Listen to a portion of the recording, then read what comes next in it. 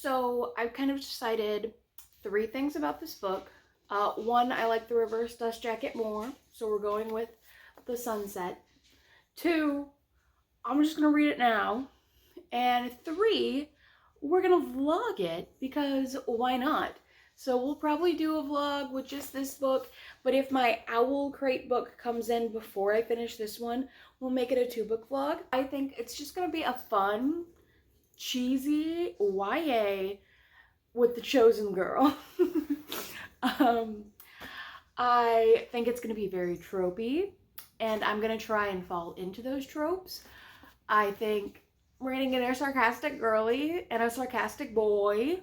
And I think it's just gonna be a fun adventure, and I also don't think that it's gonna finish. I haven't looked at the end to even look at how many pages there are in here, so I could not tell you if this is the first in a book, or the first in the series, or if it's gonna be like a standalone. So we're gonna jump on this ride and we're gonna have fun. We're gonna have fun, and it's gonna be fun. You know, I've got about 30 minutes before I have to go to work, so I'm gonna read for 30 minutes while the dogs eat and my coffee brews, and then we're gonna go to work, and then we'll probably read during my lunch break. So yeah. So we're looking forward to this. This is about a girl who is a halfling or a half elf in a fairy world, and an oracle said that she was going to reign if she did a couple of things. And she's also kind of in love with the prince, and she's gonna release a demon that's gonna become obsessed with her, and based off of all the art, there's gonna be and then there's also going to be crows, because she has to like free some iron crows or something. And I think it's going to be a story about like self-discovery, or like knowing that no one can own you, since, you know, the back is like, no one owns me. So I'm looking forward to this cute little YA read. Let's go.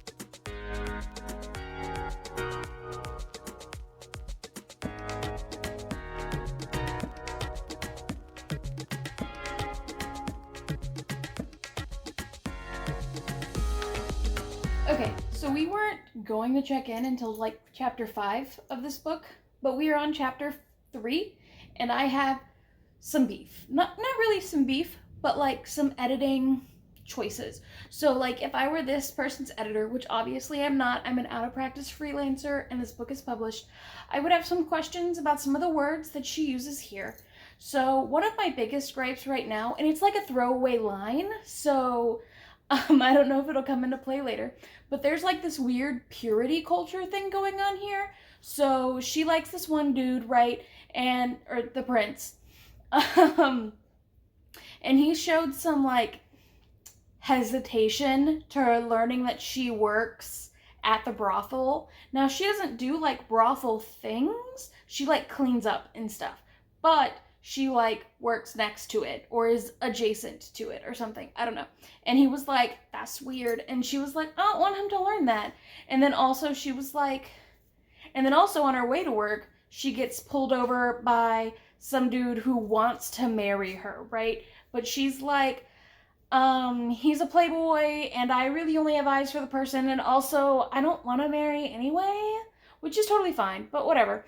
And she also says something like, call me a romantic, but I would like my first love to be my last love, right?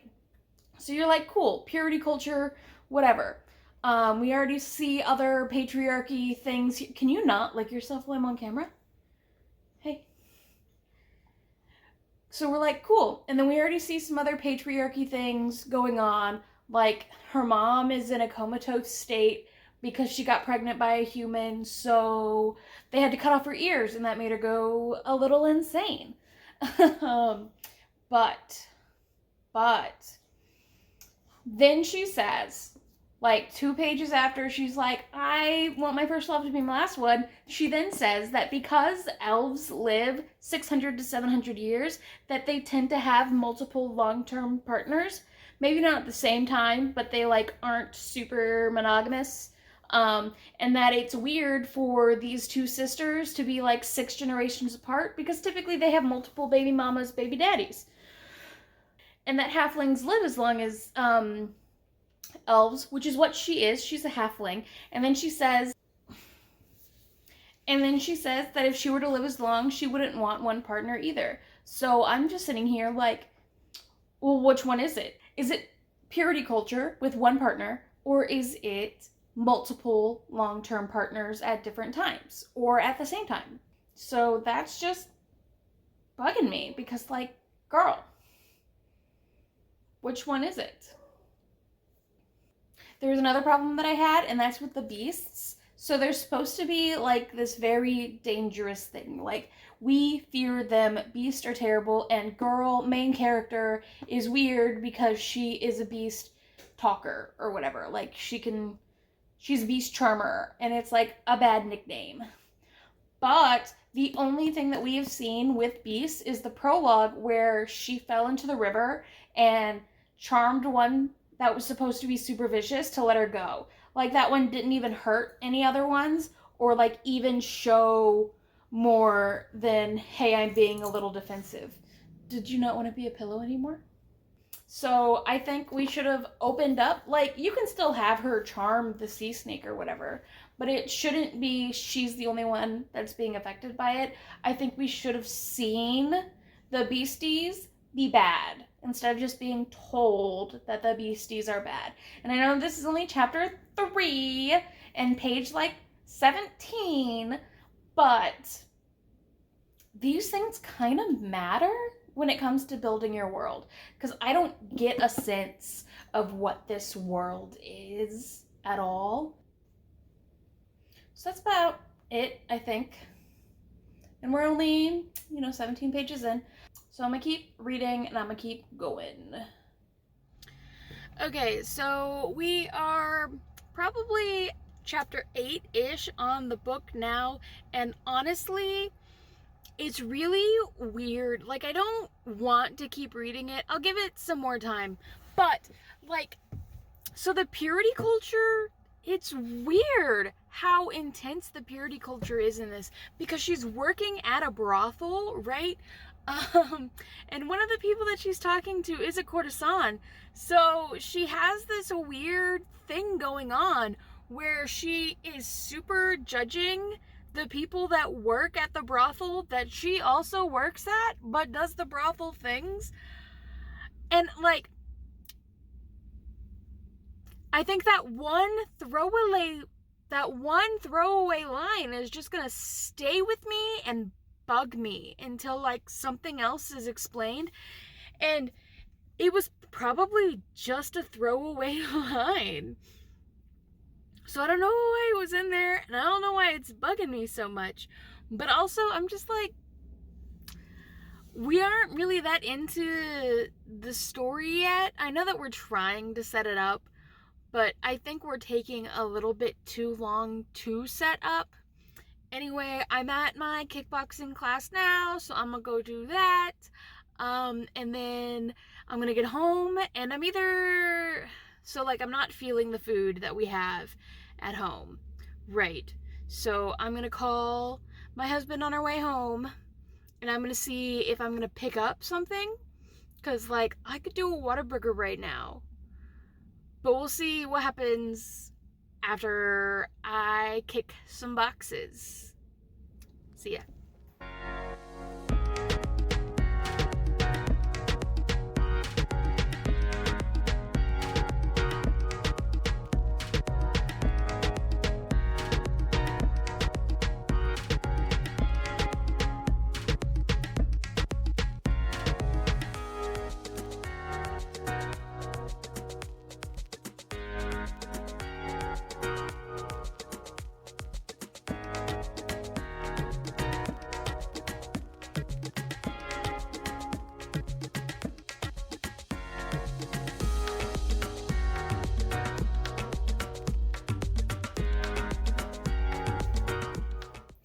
So I figured out why the purity culture thing is bugging me so hard with this book, and that's because it's the only thing that this book fucking talks about.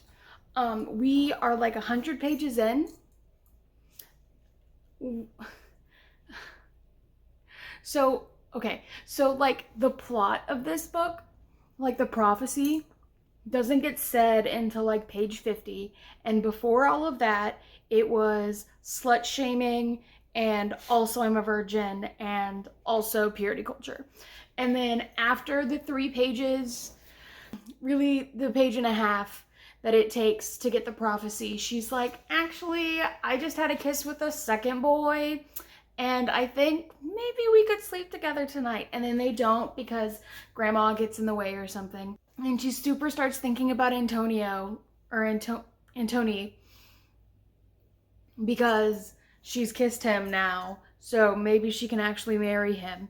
And I also get these weird vibes because like this is elf world or whatever, so everyone here is over the age of 100 except for our main girl Fallon, who is 22. So I'm also just like, is this a little predatory? This is kind of weird.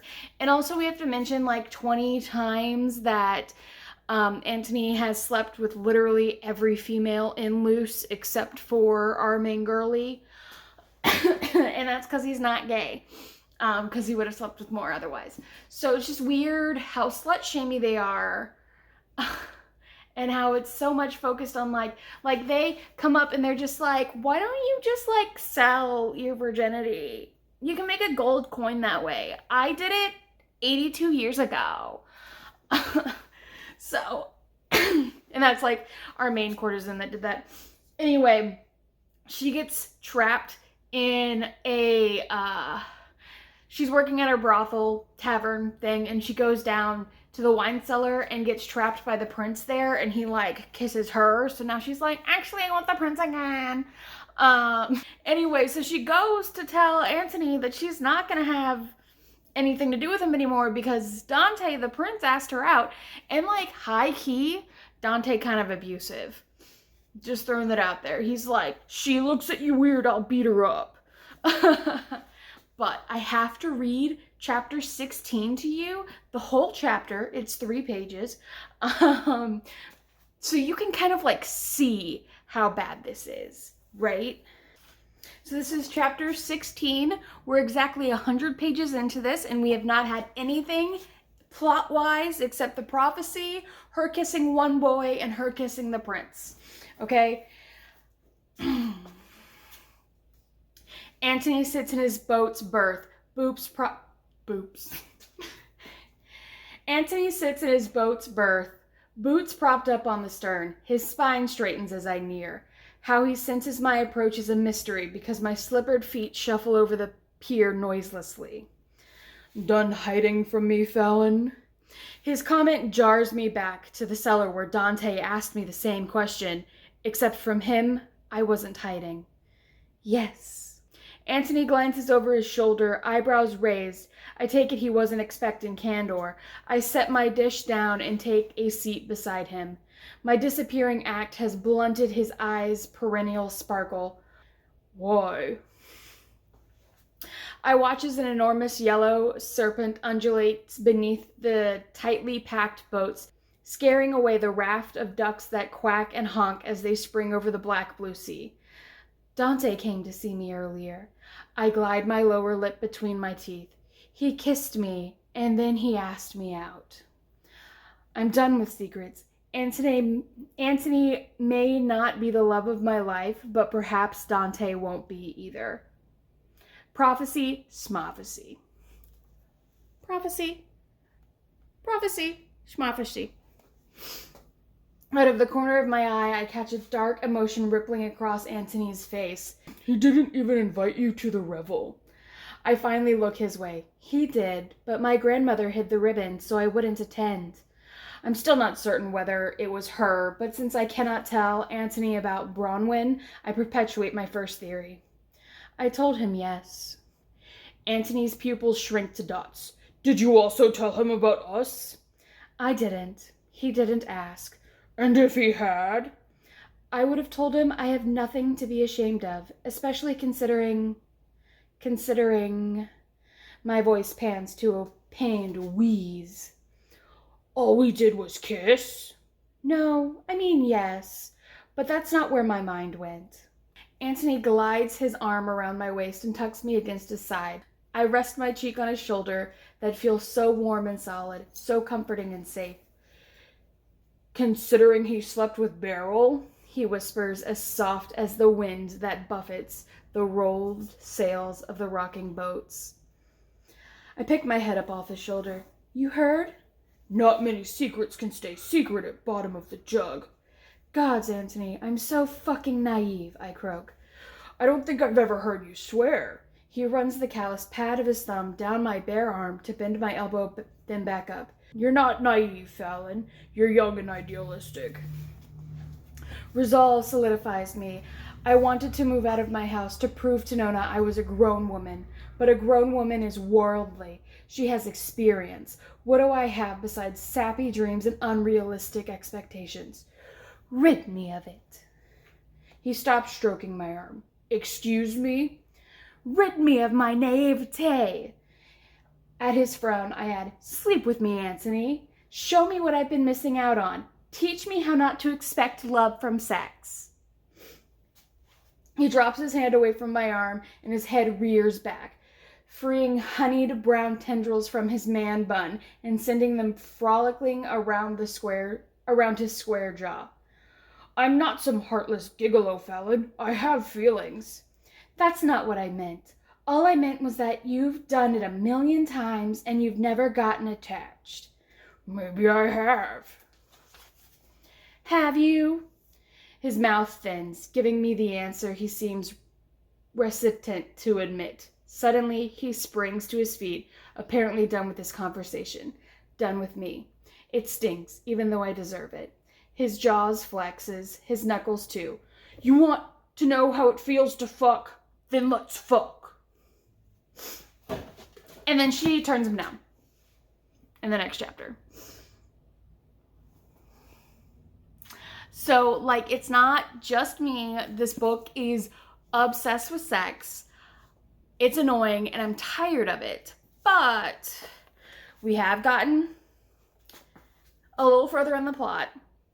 And in chapter 24, she's finally gotten, like, one of the crows that she's supposed to do. And she's like, this crow's looking weird, or whatever. And she's trying to figure... Oh, it's not 24, it's 23. And she's trying to figure out, like, something to do with it. So, because she, like, held it and felt like a pulse, right? So she's trying to figure out if there's a button or a mechanism. And there's this indent at the bottom of it.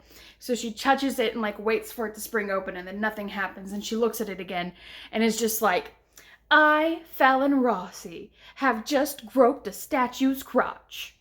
Like, at least the book is picked up a little bit. Because the beginning was so slow. It was so slow. And we didn't even, like, set up anything in the world. Like, I understand taking the time to world build or what have you. But the only thing that I know is that we have purity culture or slut shaming, and that elves live forever and have pointy ears, and we hate humans and they live in the swamplands. Like... also, there's, like, vague Spanish influence in here. And we're talking, like, purity culture here, too. Because it goes back and forth on whether or not her dress is so long that it picks up mud everywhere she walks. And that it's high enough for her ankles to be bare and her shoes to be seen. So, which is it? Also, we saw Dante in, like, his... I would call it his army blues, but they're whites, essentially. So he's got, like, the little cuff, and it's like the cartoon drawing of Prince Charming from Cinderella. It looks exactly like that. Like, this book is so uninspired. Like, the world is just our world, but with fairies, maybe. And, like, the river, there's a canal. So they have a canal, right? So we're thinking maybe Like, I don't know what to think of. It's like a Spanish-ish town. And I mean like Spain Spanish, not like Mexican Spanish. It's Spain Spanish. And supposedly these serpents are like super terrible and beastie, and we hate all animals. All animals are terrible in this world. Like, no one has pets. Rats are terrible. Frogs are unsightly creatures. There's serpents that like are supposedly these most dangerous things in the world, yet they go everywhere on gondolas in the canal that they know has serpents in them. And we've also never seen anyone attacked by a serpent, so we as a reader only know Fallon being like, serpents are my friends, and we don't get any picture of like them being dangerous. And even in one scene where we do, where the serpent like attacks a boat by like thwopping it, it gets stabbed with a dagger, so that's enough to take it out. And enough for Fallon to worry about it and be stupid and set up the contrivance that allows her to get the first crow.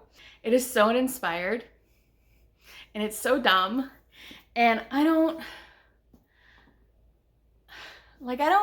get it. I don't get what we're supposed to be doing with this world.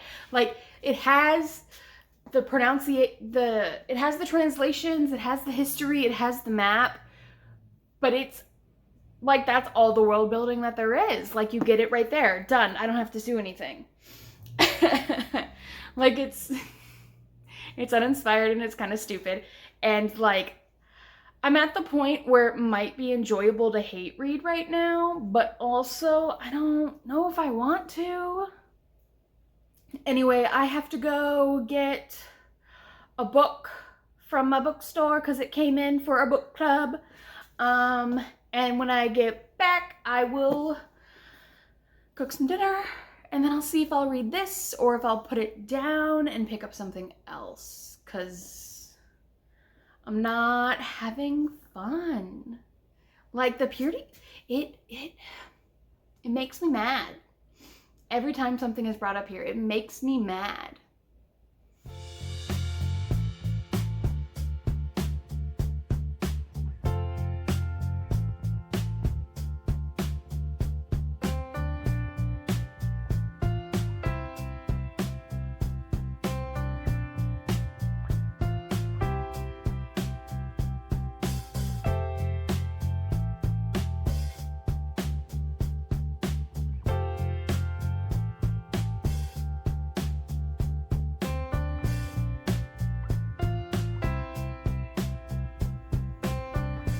My problem is that we could have cut 150 pages out of the first 200 pages of this book.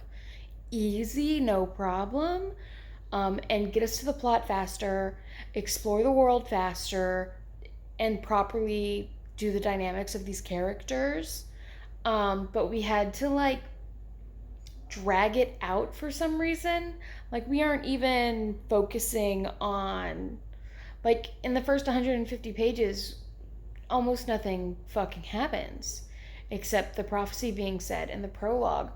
But like, if we had just written this where the prologue was like chapter fucking 1 and started our prompt there, maybe not even chapter 1, you could have had like 2, 3, maybe even 4 chapters of just like, this is normal life, you know? And then something happens. She falls into the lake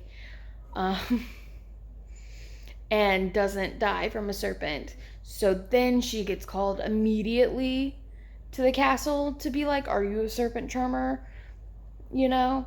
Because that would have been so much better for the story. And we could have sped it up.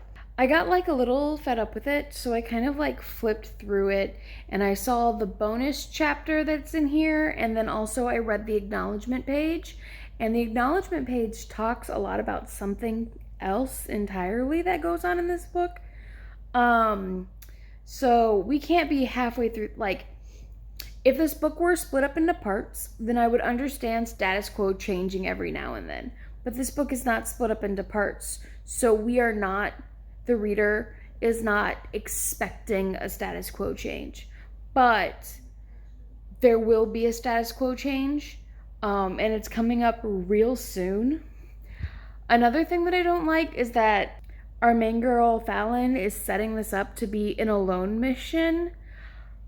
And I don't think she's strong enough to be an alone mission. I don't think any of the other characters are well developed enough to be her partner.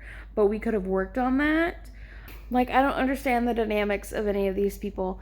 Like, how is she not trusting anyone? And obviously Nona, the grandma, is hiding some shit because Fallon recognizes that every time her mom talks and she asks grandma about it, that grandma is lying. So, like, put on your big girl panties and be like, grandma, shit's going down. Tell me what you know. Because it's obvious that grandma knows something, even if she says she doesn't. Like, she was lying about not knowing the oracle, okay? And then she's the one that's telling Fallon that she can't let her blood be found because her blood's different, I guess. And even the medic, like, lied for her for no reason, that her blood was different. He smelled something different on her. I don't know. So that's a whole nother other mystery. But it's just, like, there's so much excess in this book. So I think this is kind of like an amalgamation of a bunch of other things. Because one of the characters is called Snevolus or whatever, and it reminds me too much of, like, the ugly name that we called Snape in the bully scene or what have you. Not a Snape apologist, by the way, so. And then also, she keeps using cauldron as, like, a curse, but there's no reason for it to be like anything in this world, so it's very much referencing ACOTAR. And there's some other, like, allusions where you're just like, I can tell that this inspiration came from this other book and you are not hiding it. And, like, it's cool if it's just like, I'm inspired by this, so I want to put it in my book. But it also kind of feels like she didn't know what to do, so she just took her inspiration, put it in directly, and didn't change it. Like, I don't understand why cauldron is a curse here. We haven't explored that. There's magic, but it's elemental magic. It's not witchcraft, you know, except for, like, the healer. And that's more druid-ish magic. I'll go on to say that if you like ACOTAR and Sarah J. Maas books, that you will like this book. It's very reminiscent of that. I don't know if I would say that it's better, but it is on par. I think it's about on par. Right now, for me, this is a 2-star-ish book, but so were the entire ACOTAR series for me. Like, I thought ACOMAF, the second one, not ACOMAF. Yeah, the second one, the one that everyone loves, I thought it was the worst one. So that's what you need to know about me and ACOTAR. Now that the plot is happening halfway through the book, I think hate reading it is going to be easy peasy lemon squeezy. I also got the tracking information for my Owlcrate, and I'm supposed to be getting it tomorrow. So maybe this will be a week-long vlog and 2 books. So I'm excited for that. Especially because the Owlcrate one is supposed to be, like, mythology based. Super excited. I love mythology.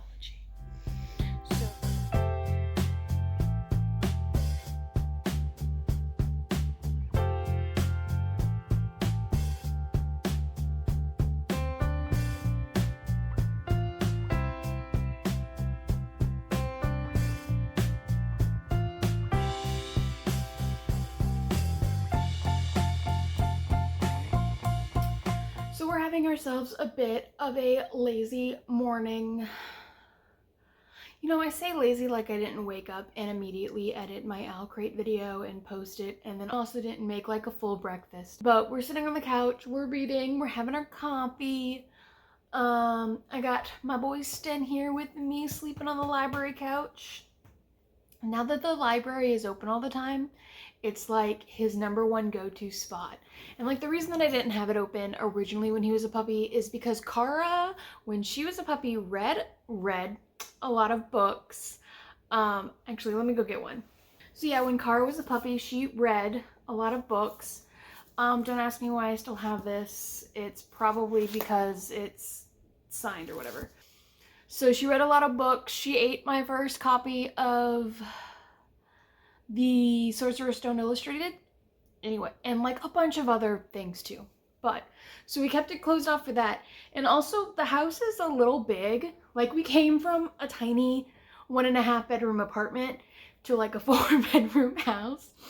And then this parlor area is just a little too much, and it's also where the door is. So we wanted to have Stin get some manners and also learn what he can and cannot eat before we just gave him free roam of the house.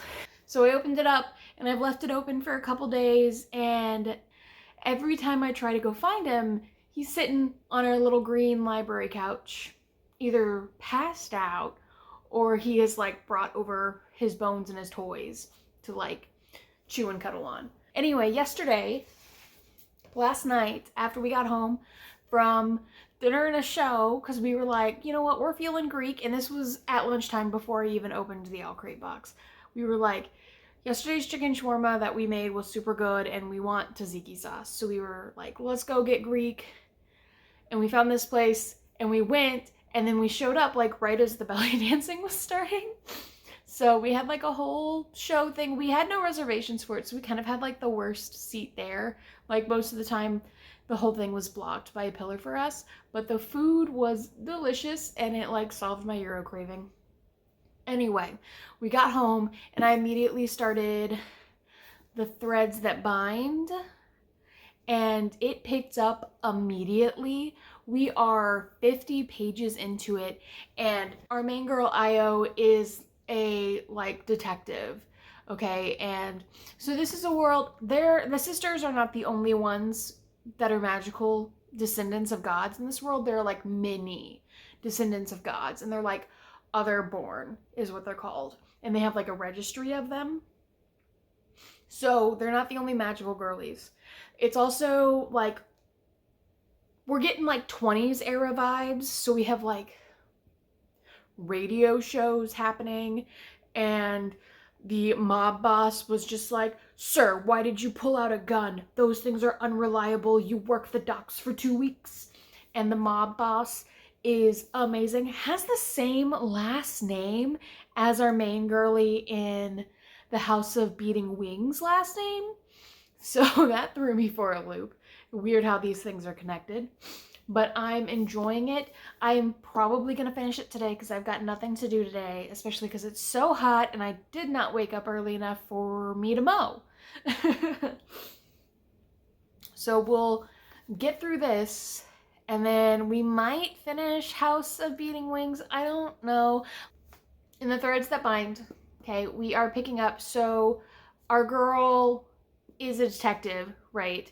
In this world where people are, like, the gods are no longer there, but their descendants are, and their descendants have reminiscence of their powers, which is why she can see, they call it the quilt, which is these lines that she sees over the city of everyone's fate lines, not fate lines, everyone's, like, I guess we'll call them fate lines, because she has a fate line, but everyone has these lines that are connecting them to, like, their family that they love, or like their favorite food shop, or their favorite clothing store.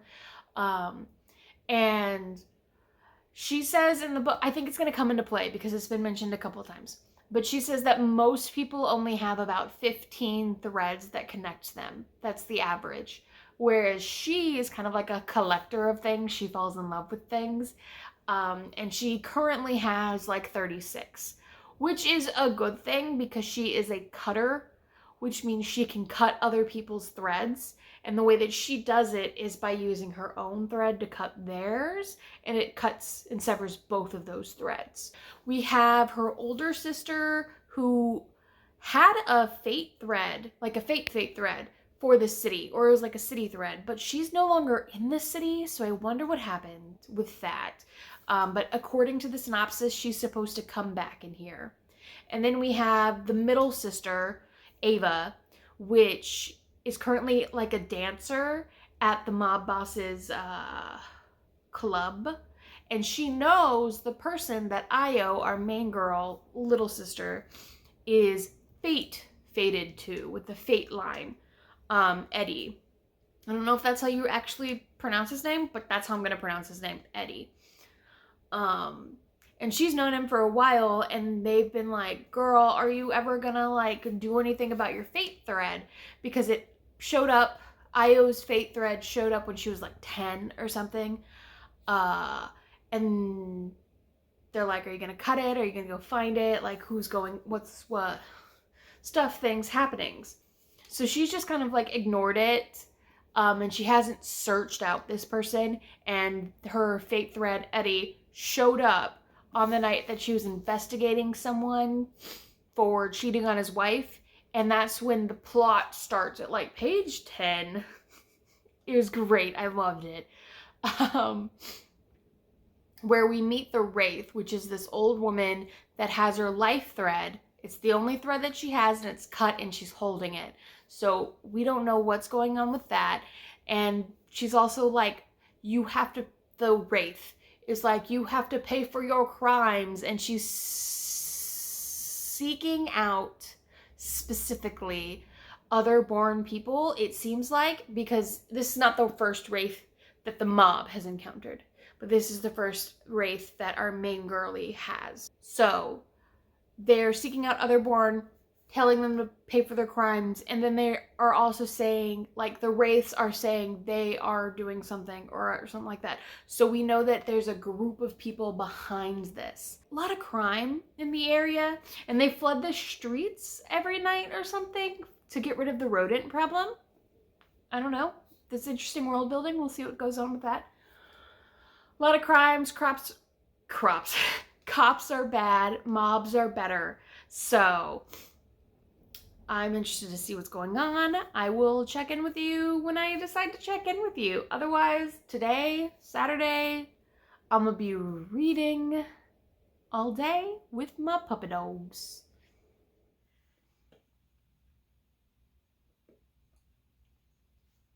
Look, I'm wearing the shirt.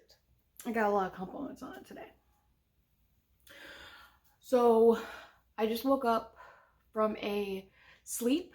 It was supposed to be a nap, but it turned into a sleep.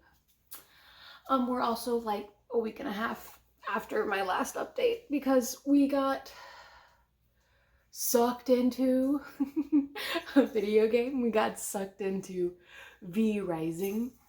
Let me actually move this down a bit. Charge your phone battery, 15%. Well, you know, it's been one of those weeks. So I'll make this real quick. So yeah, we got sucked into a video game. I took like a week off of reading, and I've been catching up this week. It is the well, technically it's like 3 in the morning, so it's the 30th, but it's the 29th. I had my book club today on Fantasties. This was like the worst edition cover this is the worst edition that I've ever read about it. Like, look at the formatting of this book. It absolutely terrible. But because it's a free domain book, I like listen to it on audiobook. Not audiobook. I listened to it on YouTube. There was like an audio retelling, and the person who did it, I'll link it below, was such a great performance, and they like played the guitar and like sang all the songs, and it was great, and I loved it, and it was a fun thing. Anyway, I essentially did not, I put it down and I didn't pick it up. The House of Beating Wings. Even though we just got to the plot, this far in, just got to the plot, page 297. I mean, the plot started probably 30 pages before that, but I felt like I had already wasted enough of my time on it, and I know that it was about to get better. Like, the last 30 pages that I read of it were plot driven, were better, like, mind-wise for the, I'm gonna sneeze. Oh my god. We're better mind-wise. Like, in the character's mind, she didn't seem as stupid, as naive, or what have you. I also think that if Olivia Wildenstein wanted to write better, she could. But I think she chose that specific writing style. Like, it's very much like, you remember Prophecy. So it's very much like in as thought is written, which is okay. It's not my favorite style. I don't really like that style. It's not for me. I know other people have read it and have liked it, even getting through everything, like going through reviews of it. It's so funny going through reviews of it because they were like 5-star books, but the first half was trash. And I'm like, how can you give a book 5 stars if the first half was trash? Right? But anyway, that's pretty much my thoughts on it. I'm sure it gets better. I think it just really needed some tightening up. And I think if someone had tightened it up, it would have been better. Because I understand a slow build. Slow builds are fine. You know, like Firekeeper's Daughter. You know, like Firekeeper's Daughter, we don't get to the plot until 100 pages in.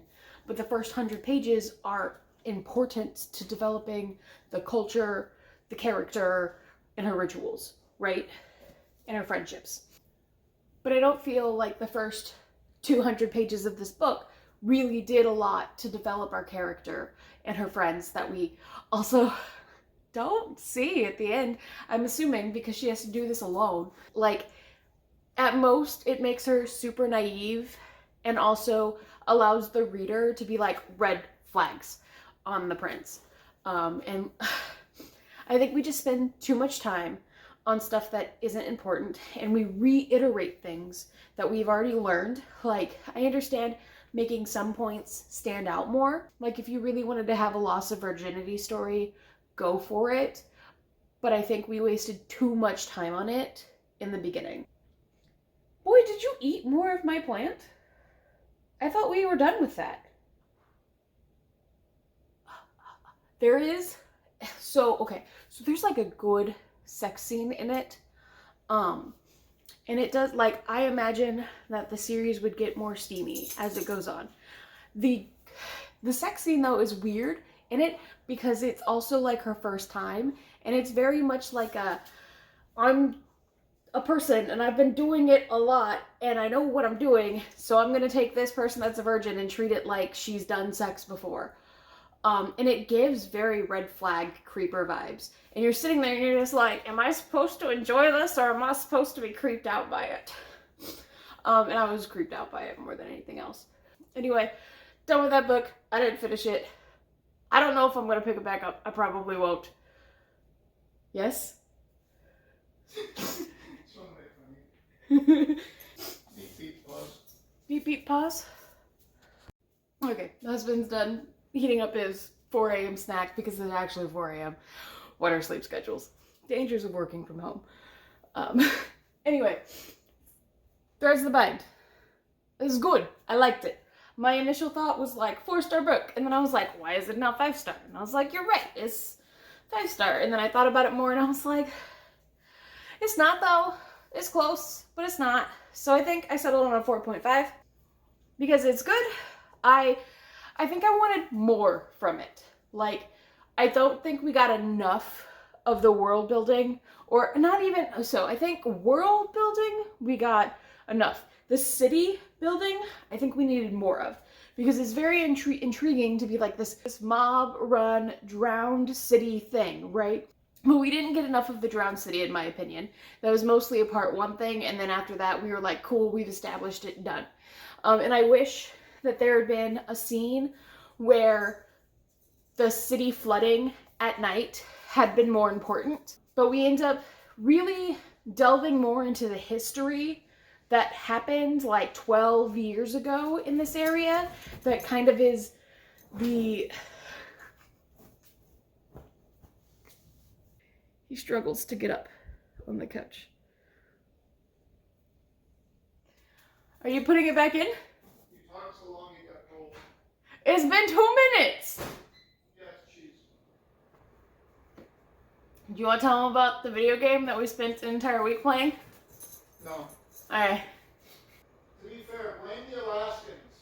Yeah, no, it's totally the Alaskans' fault. So we play video games with 2 people that are stationed in Alaska. So, you know, they can only get on at 10 o'clock their time, which is... No. What? They get on at 11 our time, which is 3 hours ahead. They get on at 8. Okay, they get on at 8 their time, which is 11 o'clock our time. And then we end up playing until way too late. 2 to 3 a.m. our time. Perks of working from home. Anyway. I love you too. So anyway, I just wanted more from it. Like, I barely know Eddie as a character. Like, you get enough to sense that you know him when you're reading it, but like when you step back and you're just like, let me think about Eddie. Who is he? I can't tell you. He's secondhand.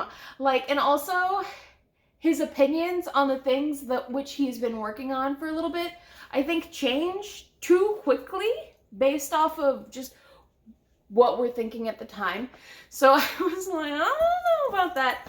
I like the ending of it. I like the ending of it all. I like who the main villain is. I like what becomes of the characters that were there. And I enjoy Ayo's dark deed.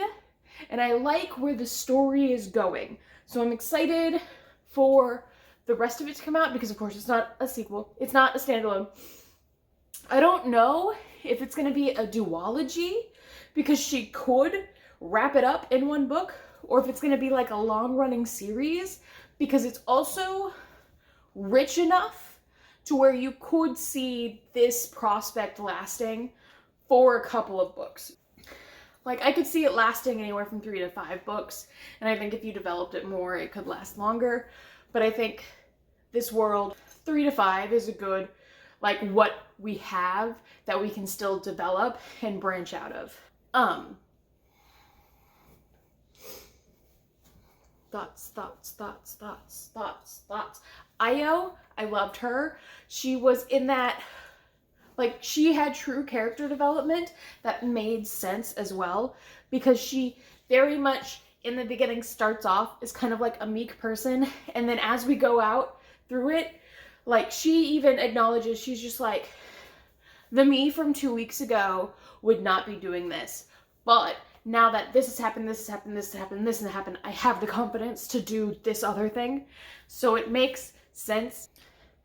I just wish we had spent some more time developing, like, relationship stuff, because there's this one thing that we don't really hear about.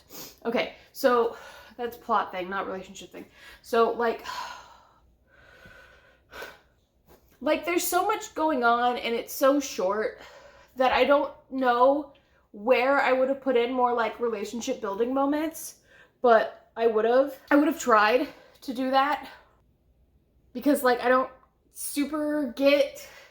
So, like, part 1, we focus a little bit on Ayo and Ava, and then after that, Ava's kind of dropped, which is her middle sister, and then after that, it really just becomes Ayo and Eddie, and they work well together, and I like their banter, especially the whole, like, we don't know how to joke with each other, and they're kind of developing their, like, you can see their development of their relationship as it happens, and it's good, believable, proper, you know, and, like, what Ayo worries about is reasonable. Like, I think that was good. I just wanted more of Eddie, and I wanted more of, like, the side characters. I think we really get Ayo at her best, and everyone else kind of is shadowed behind, I need to explain the world, I need to build the plot, I need to, like, get all of these other things lined up. And the next book, like, I'm excited for, but it is very much like a status quo change that's going to happen because of the things that happened. One thing, okay, so I just thought of the thing. One thing that I really liked about it is that there's a lot of representation in here. And it's not like forced representation. It's just like, oh yeah, this character's trans. Oh, this is a they, them. Oh, this person's gay. Oh, like, it was very natural. I loved it. Like, I didn't mean for it to be a Pride book. To be with my other Pride books that I totally, like, I tried really hard to be Pride this month. And I got sidetracked, so it's going to spill over a little bit in the next month, which is fine. So it was nice seeing a they, them representation, and it was nice just being like, that one line insinuates that they're trans, and it didn't do it in like an overt way, and it doesn't actually change anything, but I also really love that we included this. So it's good representation everywhere, as well as like mob queen, let's go. Right? And she's so good. Anyway, but I think, so one thing that I would critique is that, so it's not a spoiler bit at all, because, I mean, it is a little bit, but, so we don't hear about this group of other-born people. So there's a lot of xenophobia in here. Like, there's other-born, like, it's a critique, commentary on, like, low poverty status as well. So it actually, like, does, maybe a little overtly, but they're essentially living in, like, Harlem, right? Like, the silts that she is in is basically like Harlem. It is the bad part of town that the cops have gotten rid of. Or it's like old California with the gangs, you know, where the cops have basically been like, this area, too dangerous for us cops. Too dangerous for us cops, the gangs are doing it. So the main like catalyst thing of like the plot happening stuff doesn't get dropped on you until the very end of part 1. And then part 2 was like, remember the thing we said? Remember the thing we said. Remember the thing we said. Remember it? Remember it? Remember it? And it kind of like throws in this. So it kind of like really heavily handed is just like, remember the gang that got wiped out 12 years ago that we rooster silenced? Remember that? Remember that. Remember that? So it does that a little too much, and you're just like, I get it. This is going to be the end game. I understand. Something happened here that's important that we're going to discover. There's a lot, like, it reminded us a little bit, a lot of it, too much about it. And I was just like, we can cut some of these and put those words to use somewhere else. But otherwise, great book. That's been that. It's a chaotic wrap up. Comment, like, subscribe. I don't know. I'm so tired. It's 4 a.m. and I have work. But then it's like 4th of July weekend. So I get Monday, Tuesday off, thankfully. So I'm thinking about doing a 48-hour marathon. I don't know. We'll see. Might get sucked into video games. Who knows? I've been Jessica. These books have been a ride. Remember, we're all in progress. Good morning or good night. I don't know. Bye.